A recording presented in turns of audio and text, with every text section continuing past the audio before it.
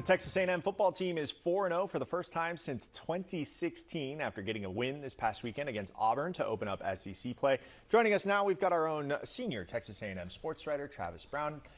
Let's talk about 4-0, Travis. What stood out to you in the first 4 wins? Well, first of all, who are you? No, it's great. It's great to have you back in I haven't studio. been here for those 4 wins. Yeah, you haven't been here, but also I'll tell you about them. They've actually been pretty impressive.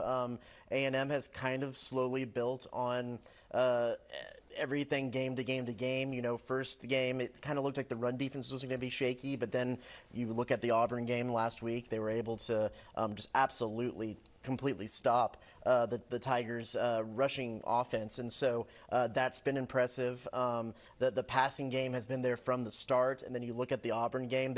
Because Auburn bracketed those speedy wide receivers that A&M has, they were able to open up the middle of the field. Le'Veon Moss, Ruben Owens had some great games rushing the ball up the middle, and so it does seem like they've been able to build and build and build. I know we're going to talk about the penalties a little bit here in a second, but if you take those penalties away from that Auburn game, it might be one of the most complete games on both sides of the ball that they've played. Over 400 yards of offense. They've pitched a shutout on third down on defense. They can do that and mitigate the penalties.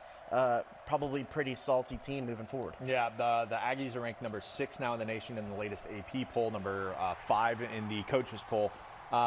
It means that every game is going to be a popular one, and because of that, we're starting to see some night games come into Kyle Field. We've got a night game this weekend against Mississippi State. Just announced today, the Florida game will be an evening kickoff at sometime in that 6 o'clock hour.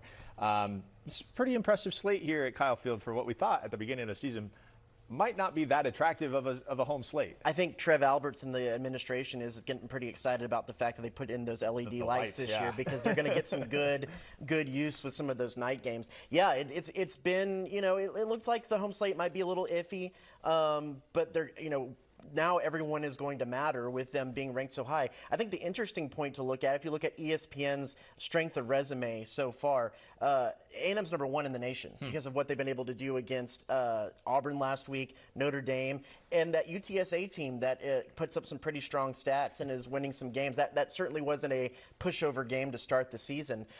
You look at some of the teams around, you know, we were talking before the show, you kind of thought maybe Ole Miss, or A&M might move up to number 5 at Ole Miss.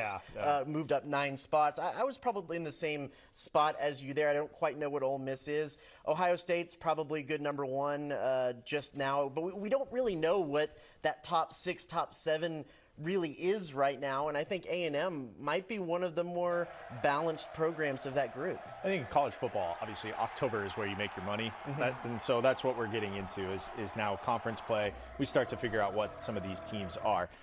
Story you're working about this week is on the defense, specifically third down. You mentioned how good the Aggies were against Auburn.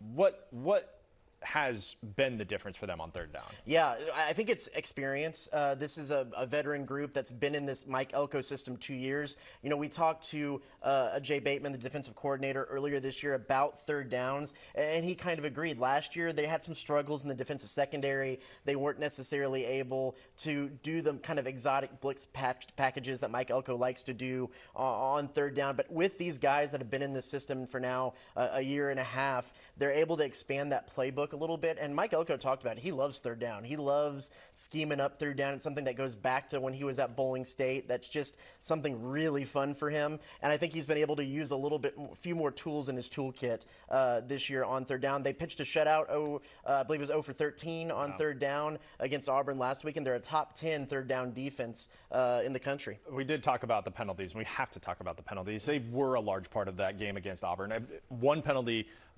ticky-tacky, but it got a touchdown called back. Yeah. So that's the thing. What is Elko saying about the team's penalties, and what are they doing to try and clean things up? So, you know, the NIL rev share era brings some new things around, and he kind of tongue-in-cheek, but I think it sounds like it's true. They've introduced the Coaches Cabo Fund.